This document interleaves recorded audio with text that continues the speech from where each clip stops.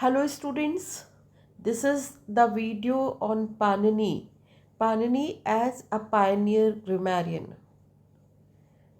Panini flourished in 4th century BCE, was a pioneering Sanskrit grammarian. So pioneer was a Sanskrit grammarian, philologist and scholar from ancient India.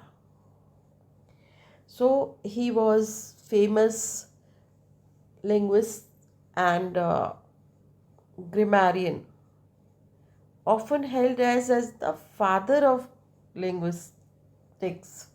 So he was known as father of linguistics. Panini created a descriptive and generative grammar of Sanskrit, right? Description and practical approach, both. So Panini had created descriptive and generative grammar of Sanskrit that was centuries ahead of its time. Means timeless creation. His work profoundly shaped not only Indian literature and language but also modern structural linguistics. Very important. His work profoundly shaped not only Indian literature and language but also modern structural linguistics and computer science due to its algorithmic nature. Very big achievement. Very important that his work is very useful not only for Indian literature and language but modern structural linguistics and computer science because of its algorithmic nature. What's the history of like Panini and historical context? Let us see. Little is known about Panini's personal life other than that he lived in ancient northwestern India near Gandhar. So that's a this Gandhar modern day Pakistan because it is situated in Pakistan, Afghanistan region, and was part of rich pre-existing tradition of Vedic scholarship. So that's a very big thing is Gandhar was a rich pre-existing tradition of Vedic scholarship, right? By the mid first millennium BCE, there was immense anxiety among Vedic scholars that what was the anxiety? That oral sacred text, right? So that's a sacred text which was oral, Vedas. So sacred text which was available orally actually would undergo linguistic corruption or drift over time. So you know that it's very common. I would like to give you one example. Let me finish. To freeze and preserve the precise pronunciation, grammar, and semantic structures of Sanskrit, several scholars worked on linguistic analysis.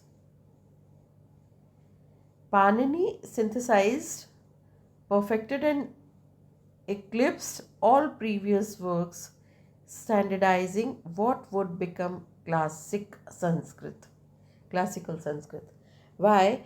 I let me give you one example. Suppose there are 10 students in a row, and I start from A, right? So I speak one very short story, like 2 3 line 5 line story, to one student, and then first student will speak to second, second to third, third to fourth. And when that 10th boy who's sitting in the like in the row. So last boy, when he receives the message, and then when he speaks the message, will be different from first boy. This is very normal phenomena. That when anything goes person to person, generation to generation, it changes, right? So that is why they were worried about the Vedas, because which were available orally, sacred oral text. But they did hard work and they wanted to save it, because they know that over period of time it like it would undergo linguistic corruption. I gave you example, and that is why they wanted to freeze it to preserve the precise pronunciation, right? Because Sanskrit, as you know, Sanskrit is known as देवों की भाषा. तो वो correct pronunciation and then grammar and semantic structures of Sanskrit should be freezed out, and which is known as classical Sanskrit. So this was the problem, like they were worried. Now what's the magnum opus that is of Panini? That was Ashtadhyayi. Asht 8 and Adhyay lessons. So Panini's most celebrated and surviving masterpiece is Ashtadhyayi, meaning 8 chapters. 8 Adhyay, Ashtadhyayi. It is a comprehensive treatise on Sanskrit grammar, consisting of roughly 4,000 sutras, right? Aphoristic rules, 4,000 sutras distributed across 8 chapters each. So it is 4,000 like 8 sutras in which 8 chapters in which 4,000 sutras are divided into 8 chapters, and each divided into 4 sections. So this 8 chapters are divided into 4, then 4, 4, 4 this way. 4 sections which are padas.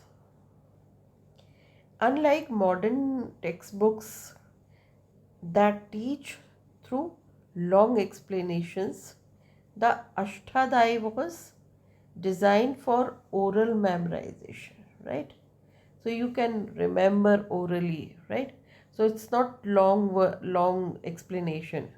To make it compact, Panini engineered an extremely terse code-like algebraic meta language. You can imagine that the person was very advanced, well advanced in his from his time, right?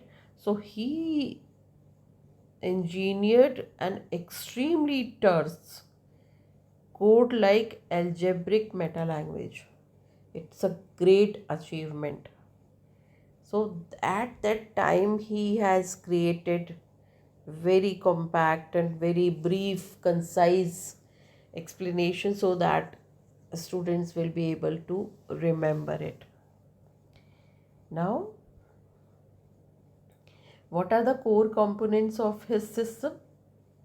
Algorithmic word generation. Panini's grammar operates much like a computer program. So, statement is the very big achievement. There was no computer, no imagination even. But Panini's grammar operates much like a computer program. It takes raw inputs, roots and suffixes, right? And applies ordered rules to output correctly formed words. So it takes raw inputs, roots and suffixes and applies ordered rules which are framed to output correctly formed words. So that is the first element, right? Component of his system, that is algorithmic word generation. Like, can you imagine that Panini's time and this modern computer era, but then Panini's thinking, Panini's knowledge, his expressions, right, are matchless. Then root and affix, dhatu or pratyay. He successfully isolated the concept of the morpheme. Morpheme is a word, establishing that words are built by combining a verbal or nominal root with specific suffixes. I would like to give you example of the many suffixes like power, powerful, right? Establish, establishment. So this is called suffixes. So morpheme establishing, the words are built by combining a verbal or root with specific suffixes, and one root and one suffix, like establish, establishment, power, powerful, uh, sub, for example,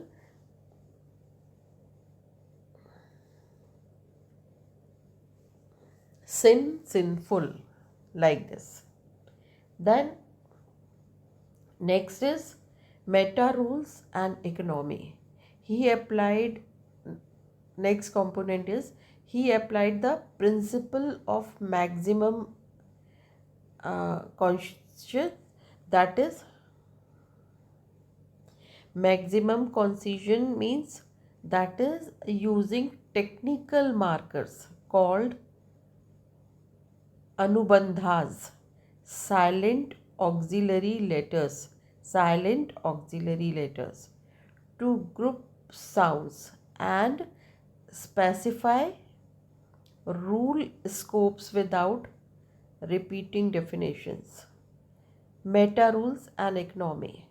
He applied the principle of maximum concision using technical markers called anubandhas. And anubandhas are silent auxiliary letters, right? Helping letters, silent auxiliary letters, to group sound and specify rule scopes without repeating definitions. Now the next component, ancillary texts supporting the Ashtadhyayi. Panini's system relies on auxiliary text that feed data into his grammatical rules. So auxiliary text, what is auxiliary text? Like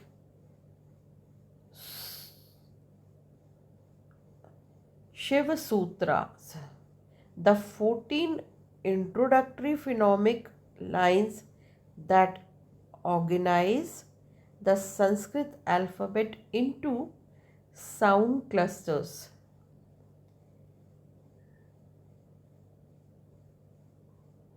Pratyaharas, allowing Panini to reference groups of sound like all vowels or all stop consonants with just two letters. Okay, that is called Shiv Sutras. So the 14 introductory phonemic lines, 14 introductory phonemic lines that organize the Sanskrit alphabet into sound cluster, right? And that is Pratyaharas, allowing Panini to reference groups of sound like all vowels or all stop consonants with just two letters. So that I can't tell you because I have to read it out Sanskrit words. But yes, this is the magic. And then Dhatu Pat. Dhatu Pat is a canonical list of roughly 2000 verbal roots categorized by their conjugation classes. That is called Dhatupat. And then Ganpat. So that is glossaries grouped nominal stems that share common morphological behaviors. So extremely sorry, but I have to read it out Sanskrit words, and then I'll make another video on it. But yeah, for a while we can understand that is Ganpat, Drupad, right? Dhatupat, what are they? So I'll back again in another video, right? Now, why Panini is considered a pioneer? First, descriptive linguistics, right? That's a important part is descriptive linguists. Rather than dictating how people should speak from an arbitrary moral standpoint, Panini meticulously observed, analyzed, and mapped out the actual structural mechanics of spoken and sacred Sanskrit. Otherwise, usually it is said that language is arbitrary, and that is, we have to convention, we have to learn without making uh, argue or without having justification. But here the best point is, first linguist, that first thing is that it is descriptive. Panini was the descriptive linguist. He had reason for everything.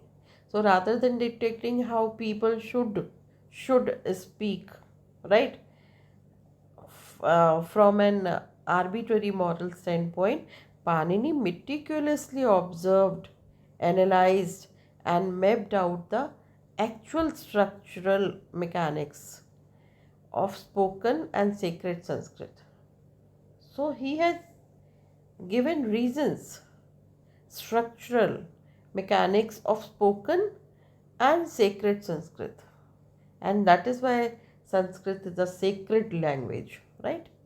Then anticipation of formal systems.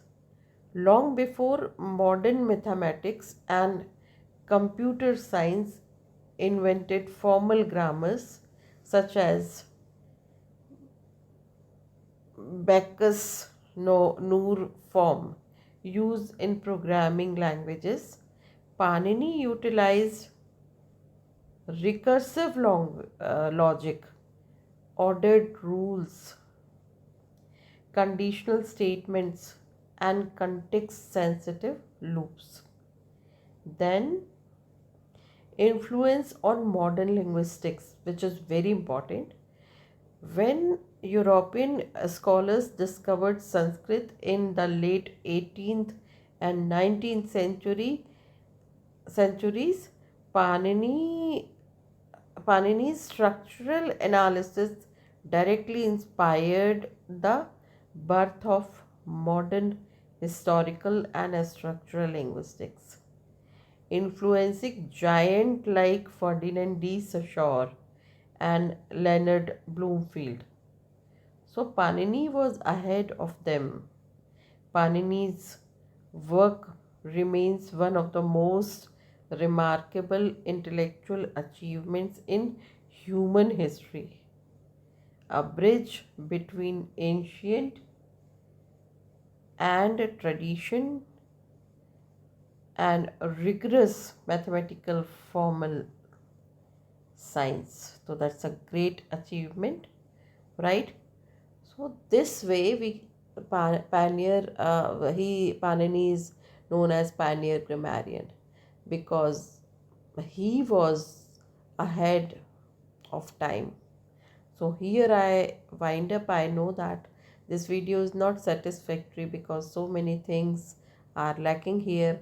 Example without example, we can't justify uh, Panini as a pioneer grammarian, because we have to give examples, we have to justify, then only we can say that how uh, he is different from other linguists. So let me give some time. I will be coming back with another video where I'm going to give you example and justify each and every point, and then we would try to understand Sanskrit words and Hindi words and English words in next video. So thank you so much. Your feedbacks are always welcome, always expected. So please write to me and feel free to give your views, right? So I will improve accordingly. Thank you so much. God bless you.